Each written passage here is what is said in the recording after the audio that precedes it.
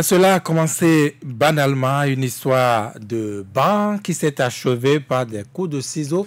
Des coups de ciseaux portés dans le cœur, ça ne peut donner que la mort. Cela s'est passé hier donc au CG1 de Boycon où une fille a tué un garçon. Ils sont tous des élèves de la troisième. Cela se passait donc au CG1 de Boycon. Je disais tantôt une affaire banale qui s'achève ainsi. Cela n'est pas la première fois. Nous allons revenir sur d'autres faits, d'autres morts. D'abord, à Boycon, toujours dans le même collège, puis un parallèle à Ketou. Alilat Draman, quand vous avez entendu cette histoire, qu'est-ce que ça vous a fait? Une petite histoire, ça m'a touchée parce que j'ai fait 5 ans au CG1 de Boycon en tant qu'élève dans l'établissement. Je connais un peu l'établissement et quand j'entends les enfants qui s'entretuent, je me demande, ça interpelle les parents d'abord, ça interpelle l'éducation entière, ça interpelle notre façon de vivre, ce qu'on transmet à nos enfants. Qu'est-ce qu'on apprend dans les leçons de civisme, de morale? La tolérance, le vivre ensemble. Tout cela, qu'est-ce qu'on en fait aujourd'hui pour qu'on en arrive? Chaque jour, on apprend, surtout, nous savons que les États-Unis sont premiers sur la liste des pays où on entend des fusillades dans les écoles, dans les lycées, des pays où le nombre de violences dans le milieu scolaire a grimpé et grimpe chaque jour. C'est écœurant de lire chaque jour ces papiers-là, ici à l'antenne, de se dire pourquoi ça persiste et de s'en rendre compte du jour au lendemain que ce n'était qu'à côté et que également au Bénin on peut en parler. Ce sont des faits peut-être qui n'existaient pas ou qui disparaissent dans d'autres faits parce que ce n'était pas vraiment pris en considération. Mais quand on dit il y a quelques jours un enfant qui tue un autre, quelques jours après un élève qui tue son camarade, où allons-nous finalement? Où allons-nous? Gabriel Azoma, vous avez été aussi interpellé sans doute par cette histoire lugubre. Tout à fait, parce que ça fait partie quand même des changements, des tristes changements qui interviennent désormais dans nos sociétés, parce que c'est dans les pays occidentaux qu'on nous dit qu'il y a eu des attaques au couteau, où on nous dit qu'il y a eu un enfant qui prend un fusil, qui tire sur ses camarades, et il y a eu des morts massives. Aujourd'hui, nous sommes dans ce cas de figure qui se présente petitement dans notre pays. Et il est important qu'on mène la réflexion pour savoir ce qui se passe pour que des faits pareils puissent quand même intervenir. Et quand ça se passe à l'école, je crois que ça doit pouvoir interpeller les responsables à divers niveaux, parce que la scène de querelle n'a pas commencé le même jour. C'est quand même 24 ça a commencé après. Lundi. Voilà. Et donc lorsque la scène commence un lundi et que c'est le lendemain que la mort intervient, je crois que... Ça a commencé lundi, il a eu encore bagarre mardi, et puis le mercredi. Voilà, alors donc durant tout ce temps-là, des gens n'ont pas pu véritablement appeler ces jeunes et leur parler et les réconcilier pour que l'on n'en arrive pas à ce qu'on a vu là. C'est extrêmement grave, et donc là, il est important qu'on puisse situer désormais les responsabilités, parce que les enseignants ne doivent pas être là forcément pour donner ou inculquer le savoir aux enfants. Il faut qu'on apprenne également à ces enfants comment le savoir vivre et le savoir être, parce que autrement dit, je crois que ce cas de figure qui s'est présenté à Boycon peut se répéter dans d'autres écoles. Et donc ça pose aussi la question d'éducation. Cette jeune fille qui pose cet acte-là, comment se comporte-t-elle justement à la maison avec ses jeunes frères lorsqu'il y a querelle? Il faut également s'interroger sur ce cas, parce que moi je suis un peu triste de savoir que pour une simple bagarre, donc pour une simple querelle de banc, on puisse ôter la mort à son camarade. Il va falloir donc que les responsables donc à divers niveaux qui gèrent nos écoles puissent effectivement donc prendre en considération ces faits qui se produisent désormais, pour que les enfants puissent être je vais dire sensibilisés, parce que nous sommes là en plein cœur de la violence en milieu scolaire qui dégénère et qui conduit à la mort. Et donc, s'il faut faire intervenir d'autres acteurs à l'école pour qu'on puisse sensibiliser les enfants sur, j'allais dire, les scènes de violence qui ne doivent pas intervenir dans les écoles, il faut le faire, parce que c'est quand même grave, c'est triste que l'on vienne vous dire un matin que votre fils n'est plus parce qu'effectivement, au détour d'une querelle, eh bien, on lui a ôté la vie. C'est regrettable et ça ne s'entend même pas. Saturnin Diosso, des bagarres à l'école, on en est habitué, mais que cela se solde par la mort, c'est plutôt effrayant et écœurant.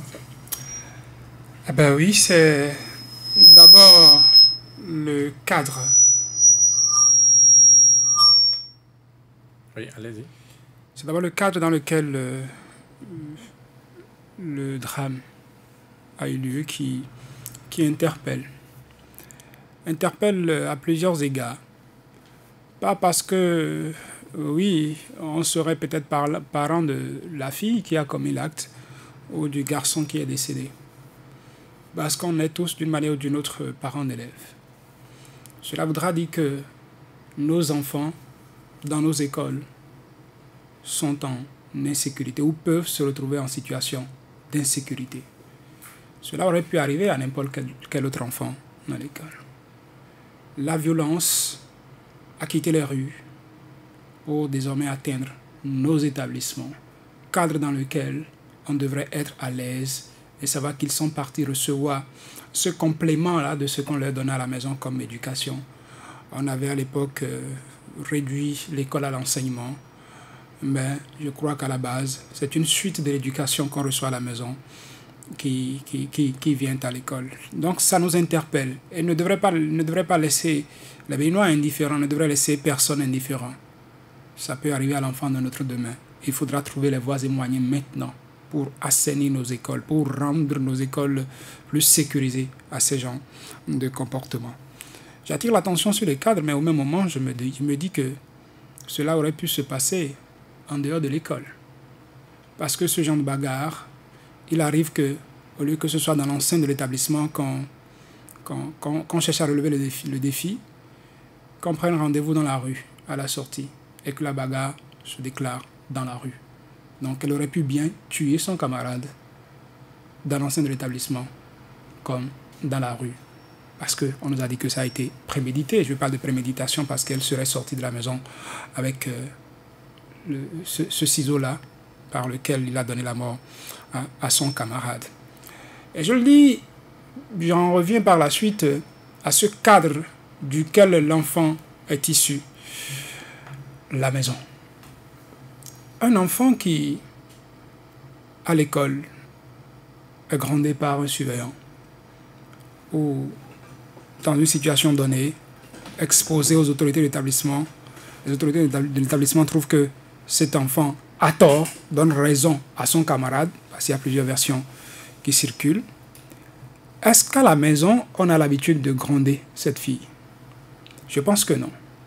Si à la maison, quand il y a querelle, quand elle ne s'entend pas avec ses frères, ses parents, essayait de situer les responsabilités, de lui faire porter la sienne, je ne pense pas qu'à l'école, quand on lui dira qu'elle a tort face à un autre camarade de classe, son réflexe serait de se venger, de quitter la maison avec une paire de ciseaux et de dire d'ailleurs à la maison... Peut-être vous rentrer dans les faits. Est-ce qu'elle n'est pas venue avec cette paire de ciseaux pour se protéger lorsqu'on sait, selon le récit qu'on a en tout cas des faits, c'est le camarade garçon qui a provoqué cette fois-ci cette bagarre-là pour se venger de l'humiliation que la fille lui a infligée la veille? Je ne pense pas qu'on porte une paire de ciseaux pour se protéger à l'école. Je ne pense pas.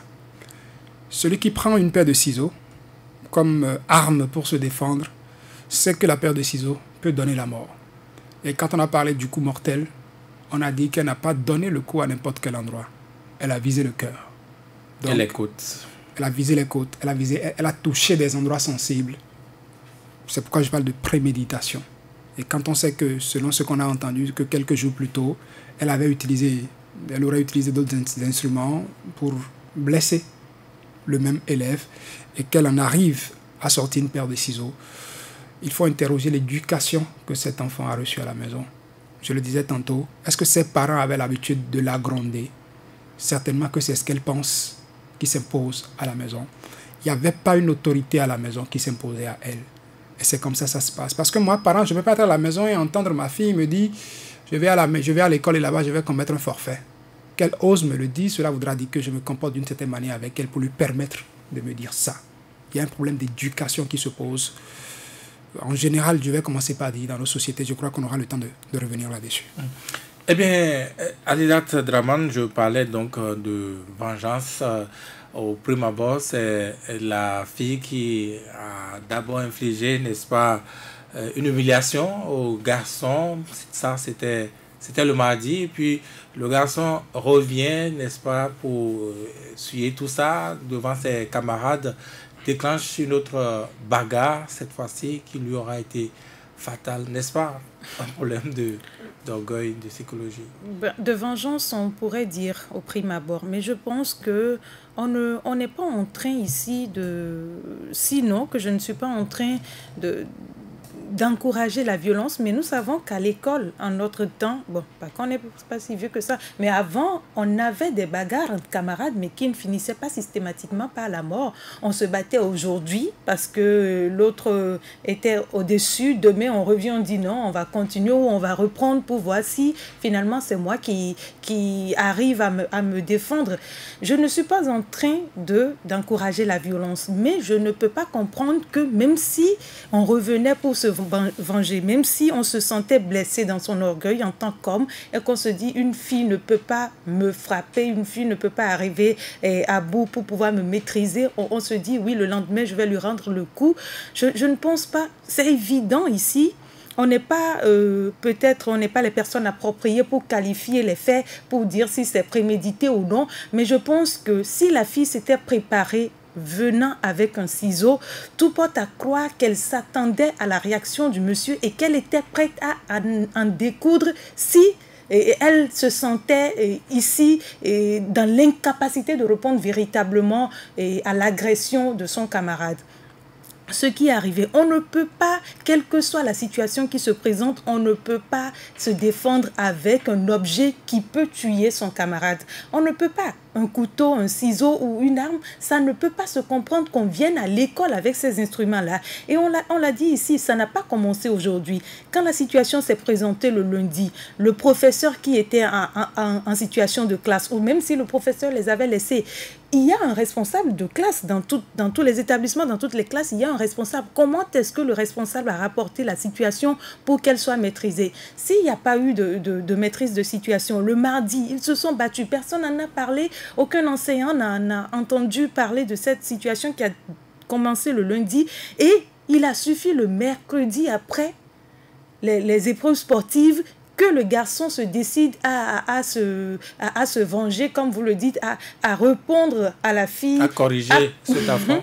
Corriger cet affront, oui. Et qu'on en arrive aujourd'hui à parler d'un meurtre qu'on aurait pu éviter. Dans toutes les situations de meurtre, c'est une question de quelques secondes.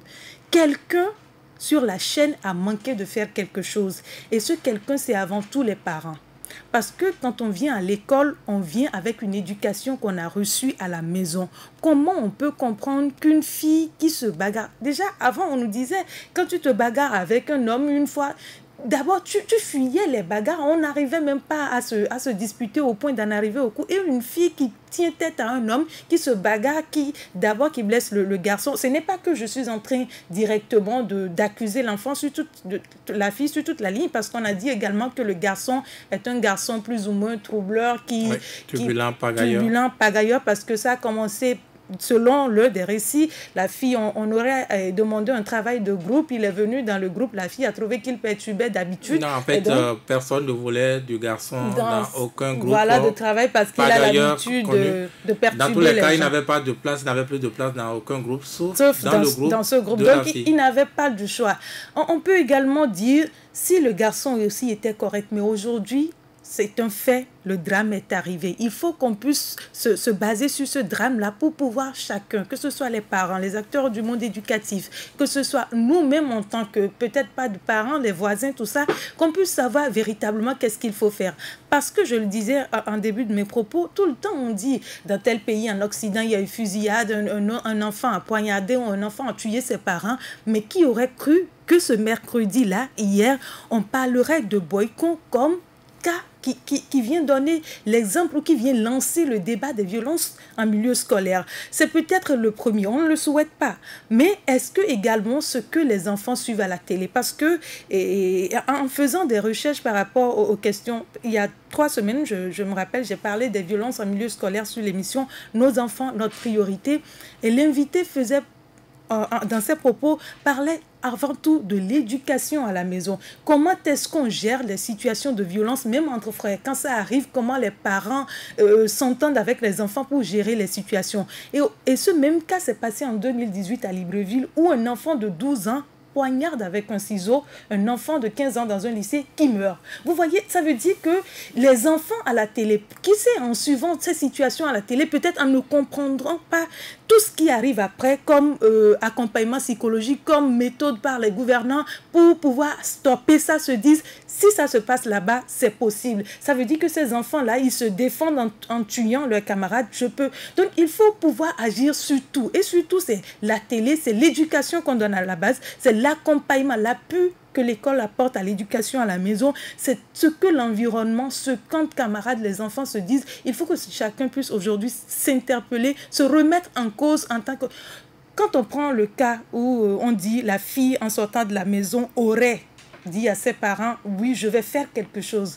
Je pense que si ses parents, que ce soit la mère ou le frère ou le père, si l'un d'eux à qui elle a eu à parler, avait l'habitude de discuter véritablement, ou même, laissons le fait que l'enfant ait parlé. Quand on connaît vraiment son enfant, quand on discute avec son enfant, dès que votre enfant rentre à la maison, vous devriez lui dire pourquoi tu es dans tel état. Parce qu'un enfant qui, depuis lundi, traîne une colère, parce que rien, ce n'est que la colère qui peut justifier son action, qui traîne une colère, vous ne pouvez pas lui demander pourquoi tu y es et tu as ce comportement, pourquoi tu réagis comme ça, pourquoi tu es comme ça depuis lundi. Je suis sûre que si les parents avaient pris le soin, la précaution de discuter avec leur enfant à la maison, ils auraient trouvé des mots justes pour apaiser sa colère et on ne serait pas en train de parler de ce drame aujourd'hui. Gabi Nzoma, est-ce que vous ne semblez pas accabler la fille parce que c'est le garçon qui est décédé? Non, on n'accable pas la fille parce que vous savez, à l'école, lorsque vous avez un sentiment de frustration parce que votre camarade vous a offensé, il y a quand même l'administration qui est quand même le premier recours pour que vous puissiez vous plaindre.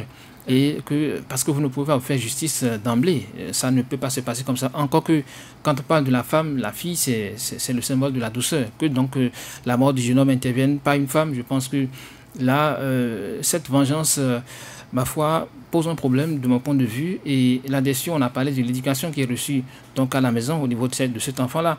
Il faut fondamentalement qu'on parte également de là parce qu'à la maison, si l'enfant avait l'habitude donc de recevoir des réprimandes après donc certains comportements, je pense qu'elle n'irait pas jusqu'à cette extrémité-là.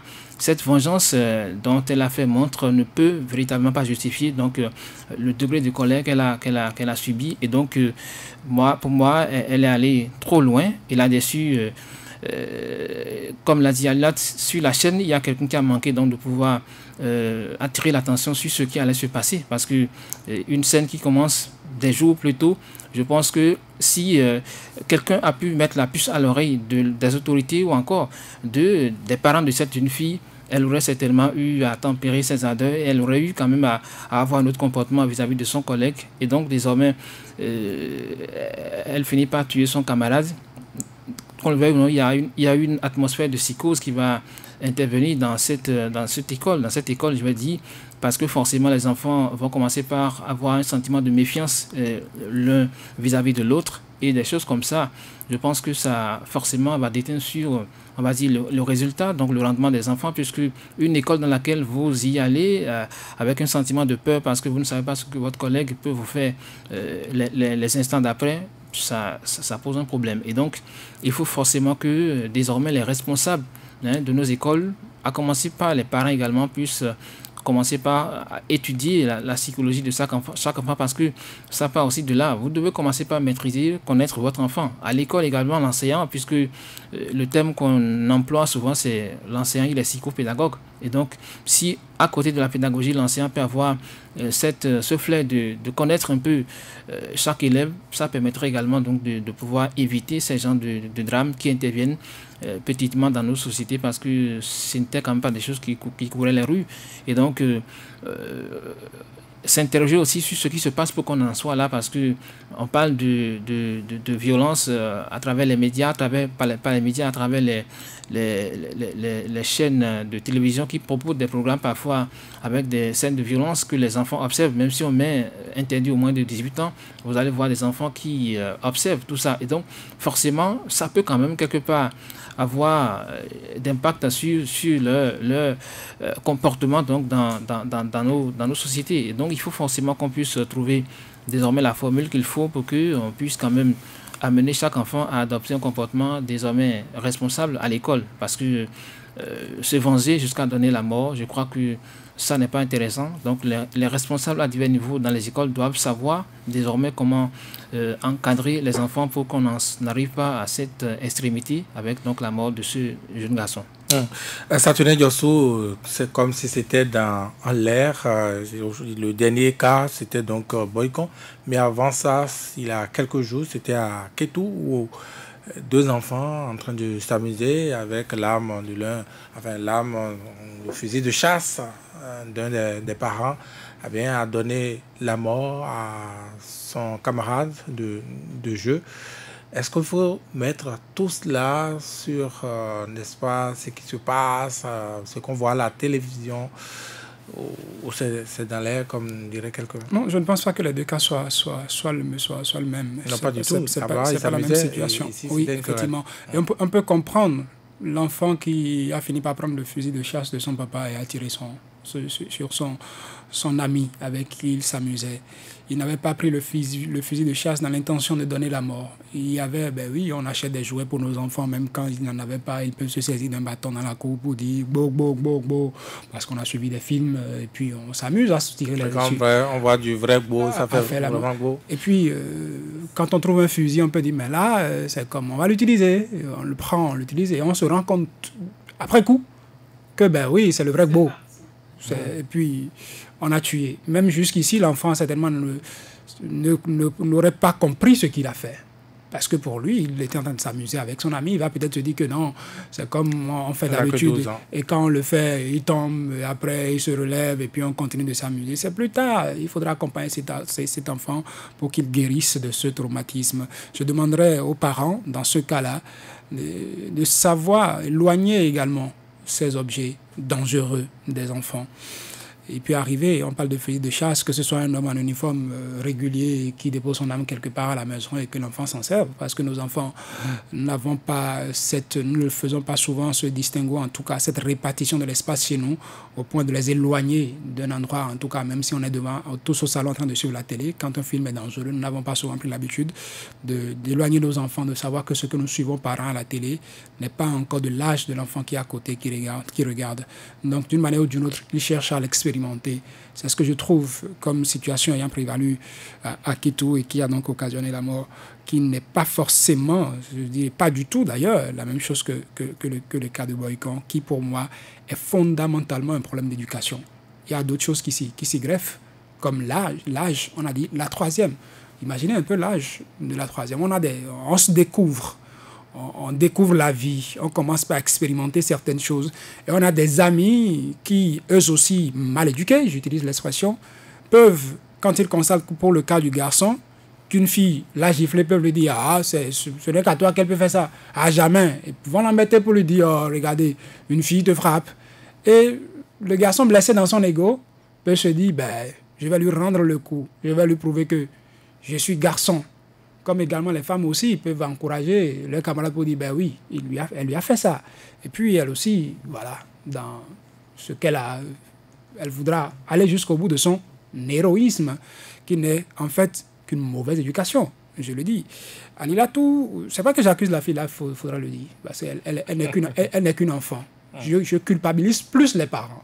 Alilatou disait tout à l'heure que les parents à la maison auraient pu écouter la fille et l'amener à se calmer. Moi je dis non. Si l'éducation est bien donnée, la fille ne viendra pas me dire « je vais commettre un forfait à l'école » si elle avait dit.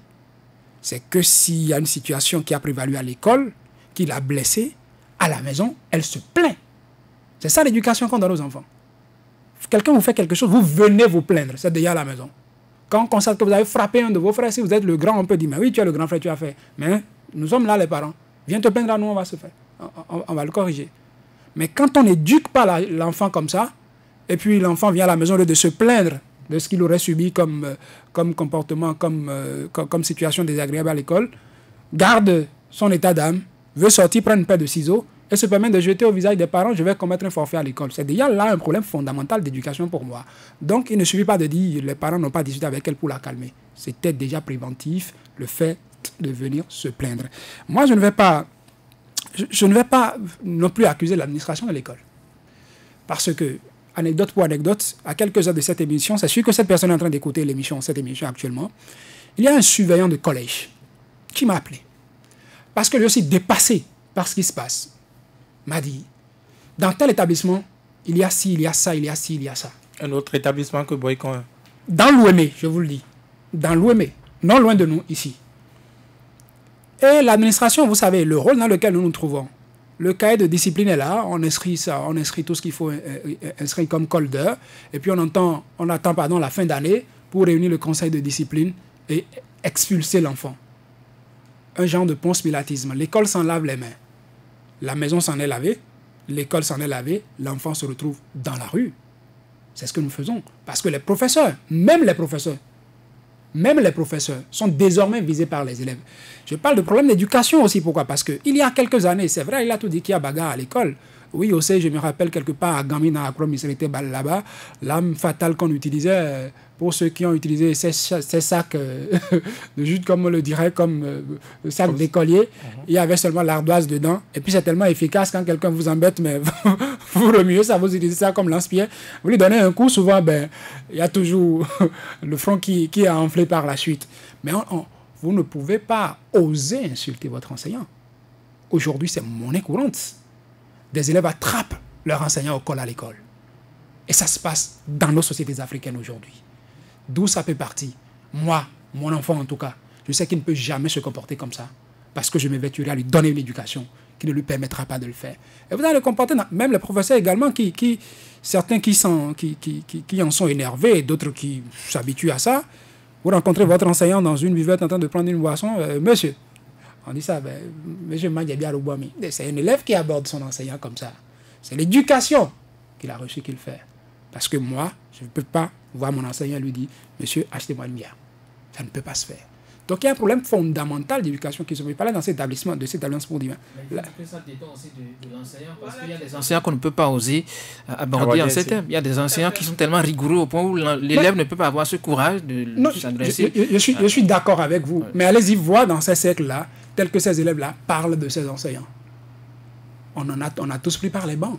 On sait comment ça se passe. Vous avez été rigoureux, vous restez dans votre coin, ça ne limite pas la mauvaise éducation de l'autre. Qu'il ferait d'une manière. Je parlais de cet enseignant, de ce surveillant d'école qui m'a appelé pour me dire sensibiliser nos jeunes frères.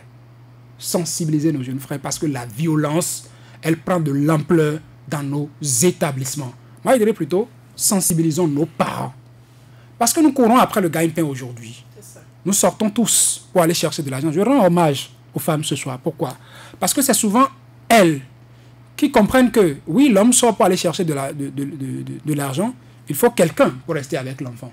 Et qui parfois sacrifient leur avenir professionnel pour suivre les enfants à bas âge, qu'ils atteignent un âge donné avant qu'elles aussi elles puissent se lancer. C'est pourquoi je leur rends un hommage ce soir pour ce rôle qu'elles jouent. Parce que l'éducation d'un enfant, ça n'a pas de prix. Et l'éducation que nous donnons aux enfants aujourd'hui de plus en plus ne les prépare pas à cette vie dans laquelle nous sommes. L'enfant aujourd'hui à la maison, oui, il est roi. Ses caprices s'imposent à tout le monde. On n'ose pas le gronder. Et quand on gronde l'enfant et puis il commence pas à se fâcher, on l'appelle, soit c'est le papa qui gronde et la maman appelle pour le calmer et tout ça. On s'occidentalise. Il a tout l'a dit. On pouvait croire aux États-Unis d'Amérique qu'un enfant prenne un fusil et tirer sur quelqu'un à l'école, poignarde quelqu'un à l'école. C'est courant.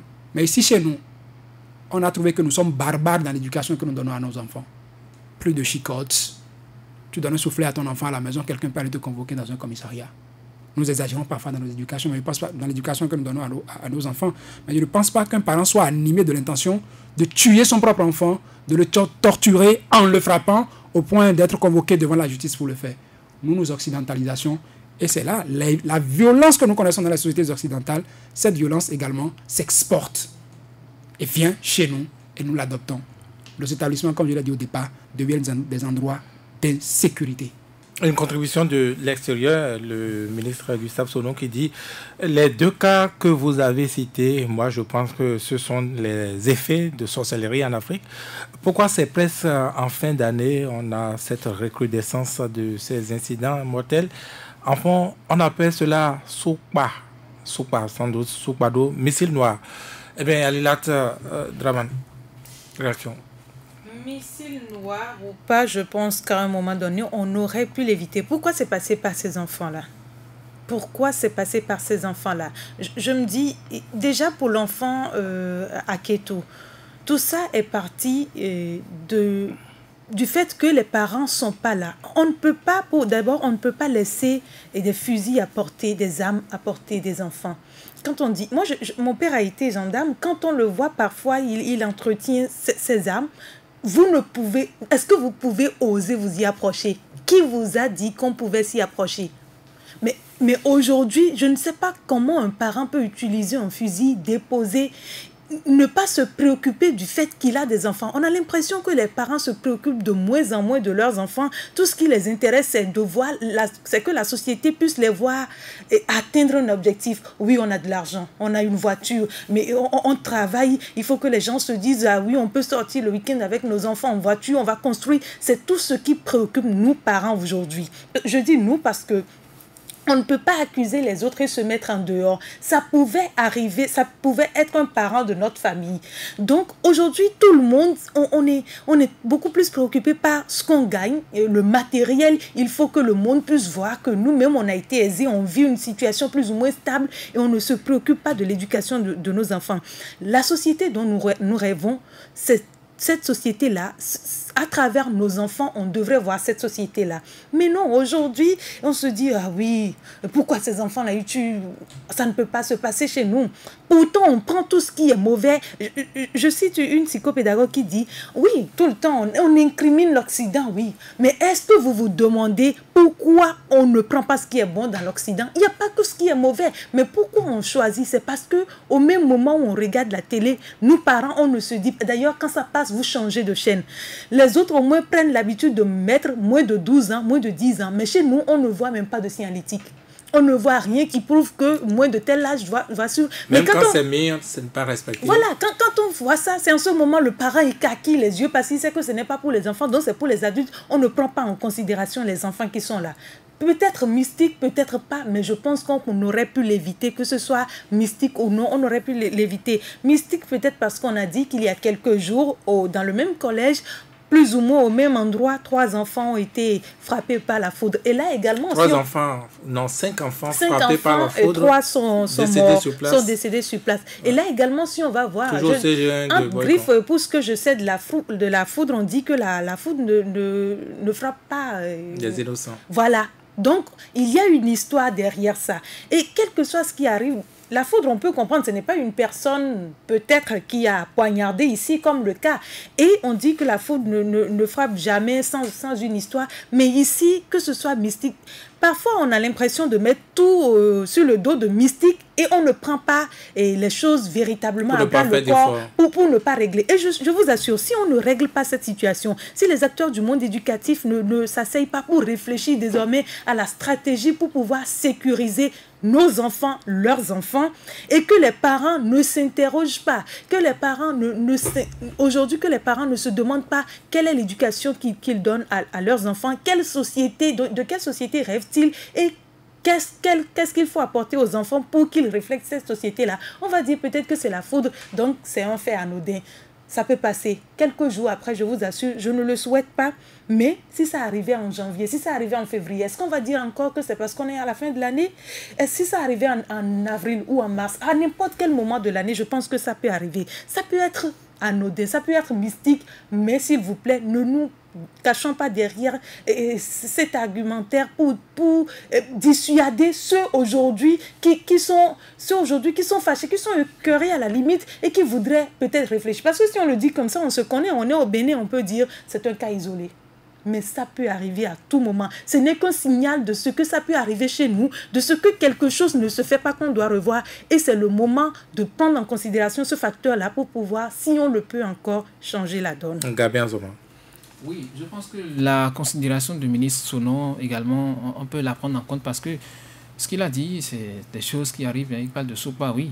Parce que nous sommes dans le monde mystique, on ne comprend pas toujours ce qui se passe. Vous allez voir quelqu'un qui a eu un passé tout à fait normal, mais du jour au lendemain se lève comme un crime.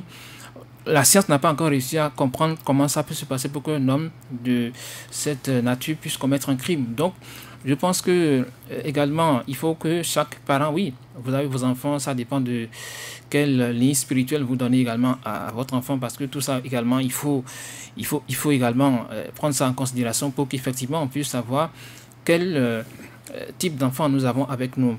Est-ce que quelqu'un peut se lever un matin et prendre possession de l'âme de votre enfant et en faire ce qu'il veut? C'est des choses également sur lesquelles il faut s'interroger parce que quand même c'est très facile que l'on puisse avoir un enfant qui a toujours été un enfant calme, un enfant comportement exemplaire, mais qu'on vous dise qu'il vient de commettre un crime. Donc je pense que ça aussi, il est important qu'on mène la réflexion dans ce sens et pouvoir trouver donc la solution par rapport à ces genres de problèmes qui se posent dans nos sociétés. Mais on a parlé d'éducation et aujourd'hui, vous savez que l'éducation, ce n'est plus forcément comme par le passé où dans la maison, tout le monde peut contribuer à l'éducation de l'enfant pour dire, quand il pose un acte qui n'est pas normal, on peut tout de suite le corriger, mais ce n'est plus forcément le cas. On a des familles qui désormais s'isolent de plus en plus et donc ça fait que voilà, les parents qui ne sont pas toujours présents et qui courent après le gagne-pain n'ont pas cette possibilité d'inculquer l'éducation normale à tous les enfants. On a tout ce qu'il faut, on a une vie, on est dans l'opulence, mais finalement on a des enfants qui ne sont pas auréolés d'une éducation exemplaire et finalement on ne peut plus s'étonner de les voir commettre dans ces genres de comportements, ces genres d'actes qu'on a désormais. Et il faut qu'on puisse mettre un accent désormais sur donc l'éducation des enfants parce que tout passe aussi par là. Si l'enfant a une bonne éducation, vous êtes sûr que dans la rue, ça va pouvoir le suivre, mais si ce n'est pas le cas, donc bonjour les dégâts comme on dit. Le Soukpa ou le Soukpado en action, ça tu Non, moi je n'y crois pas dans ce cas-là. Monsieur Gustave va m'expliquer parce que quand on parle de Soukpa, souvent Gabin a évoqué quelqu'un qui est exemplaire et qui du jour au lendemain commet un acte qu'on lui méconnaît. On dit, mais excusez, j'allais dire Gabin, je ne veux pas le dire. Celui-là, mais non, il ne peut pas le faire. D'habitude, il n'est pas comme ça. Il est bien éduqué. Et lui aussi, tout de suite, quand il le fait, il se dit, hey, je viens de faire quoi, moi? Il fuit avant qu'on aille l'attraper. Regardez dans ce cas. Premier jour, il y a eu bagarre. Vous ne vous interrogez pas qu'un camarade veuille s'inscrire dans un groupe. Elle est la seule élève du groupe. Est-elle la seule élève du groupe? Pour que ce soit elle qui mène l'affront du groupe pour dire, jamais on ne va pas le prendre. Il n'a qu'à aller ailleurs. Comme quoi, elle a voulu s'imposer même à ses camarades pour dire, lui, on ne le prendra pas. Et on a fait une affaire personnelle. Je trouve qu'il y a un problème d'éducation, je reviens là-dessus, qui se pose là, et qui m'amène à dire, ce n'est pas une histoire de Soukpado. Le Soukpa, dans ce cas, moi, je n'en trouve pas. C'est une mauvaise éducation, parce que quand le Soukpa veut arriver, oui, ça peut arriver aussi qu'elle ne veuille pas donner la mort. Mais quand on dit qu'elle est sortie avec une paire de ciseaux, il y a une intention. Même si le diable le Soukpa peut lui servir le ciseau, non? Même si le diable a voulu l'utiliser, elle a offert l'occasion pour le diable afin que le diable l'utilise. Moi, je ramène le problème à la racine pour dire que c'est un problème d'éducation. Il faut être rigoureux. Je dis bien rigoureux sur l'éducation qu'on donne aux enfants à la maison. Moi, j'adore cette éducation, cette rigueur dans l'éducation que nos parents nous ont donnée, qui aujourd'hui manque. Et quand on parle de rigueur d'éducation, il y a des choses qui se passent, des comportements que les gens ont aujourd'hui, et vous descendez, vous allez trouver tout ça dans l'éducation. Quand on a commencé par parler de cas de suicide la dernière fois, j'ai commencé par réfléchir pour dire, parce qu'il a tout l'évoqué, il y a des parents qui donnent tout à leurs enfants. L'enfant a besoin de quelque chose, on lui donne tout. Il y a quelqu'un qui me disait à l'époque, mais mon papa me signait des chèques 200 000, 400 000, mais moi je n'ai pas hésité, la personne avait été pour dire, mais je ne suis pas né à moi avec une cuillère en or dans les dents. Même si mon papa à l'école avait l'assise financière pour s'occuper de nous, mais il nous apprenait à travailler, parce que c'est en travaillant qu'on se réalise. Mais vous avez habitué la personne, surtout son cursus. Elle veut du lait, vous lui donnez. Elle veut de l'argent, vous lui signez de chèques. Elle achète de moto, c'est toujours la nouvelle sortie, la nouvelle marque que vous lui prenez. Mais l'enfant grandit, s'autonomise, rentre dans la vie active, la vie n'est pas aussi rose que ça. Rencontre des difficultés. Mais parce qu'il n'a pas appris à surmonter les difficultés, il a du mal à s'en sortir. Et laissez-moi vous dire, l'argumentaire que ces parents utilisent, nous, on a souffert, nos enfants ne vont pas souffrir. Mais la souffrance vous apprend, la souffrance vous éduque. On ne dit pas que de créer un environnement d'enfer à vos enfants, mais apprenez à vos enfants que la vie, c'est un combat, la vie, c'est une lutte quotidienne. Chaque jour, il faut se battre pour pouvoir. Quand vous vous battez, que vous arrivez à la fin à trouver, vous sentez, c'est une fierté, vous êtes content, vous êtes heureux. On gère bien ce qu'on a trouvé. Contrairement à autre chose. Des enfants du genre, quand ils sont en difficulté, ne vont pas manquer à se passer facilement une corde au cou parce que ça devient insurmontable pour eux. Ils se suicident, on se dit, mais qu'est-ce qui s'est passé? Tout ça est à rechercher dans l'éducation. C'est pourquoi je dis aujourd'hui, l'éducation que nous donnons à nos enfants à l'africaine, moi je l'adore, mais il y en a qui pensent qu'ils sont plus civilisés que nous, qui viennent nous faire ratifier des tests à l'Assemblée nationale. Et attention, je le dirais, chaque test qui va dans ce sens-là, nous prostituons notre éducation, nous prostituons nos valeurs, parce qu'en Afrique, la dignité, la fierté, le respect de l'aîné, tout ça... Est-ce qu'il est question de tête? On ne va pas dire que oui, je me mets dans la logique de défenseur des droits de l'homme, mais je pense qu'il y a l'esprit derrière les textes. Quand je prends la Déclaration universelle des droits de l'homme, j'en parlais avec quelqu'un qui m'a dit, mais vous, tout le temps, vous parlez de droits, mais derrière les droits, il y a en même temps les devoirs. Si chaque parents, si chaque être humain, on se cantonne sur les droits, oui, on a droit, mais qu'est-ce que vous faites? À chaque fois qu'un enfant vous dit j'ai droit, dites-lui, vous avez droit. Vous pensez que c'est seulement il y a 71 ans qu'en Afrique, on a connu les droits qui existent? Les sociétés africaines sont bien imbues de cette réalité avant qu'il y ait une déclaration qui vienne. Tout à fait, on le refuse pas. Aujourd'hui, pourquoi les gens ont pensé que vous aviez besoin? Parce que le monde est universel. Et si les autres l'appliquent... C'est pourquoi on veut universaliser, on veut rendre l'éducation universelle. Pourquoi vous prenez la mauvaise chose? La violence universelle, on veut ratifier. J'allais utiliser un exemple. Bientôt, peut-être, on va chercher à légaliser l'homosexualité chez nous. De ce débat, je jette ce pavé dans la main à la fin. Merci à vous, Satoune Diosso, Gabin, Azoma, Alilat, Draman, Gislain Awangba à la technique. Merci également aux amis auditeurs. Eh bien, l'intérêt, c'est encore demain vendredi.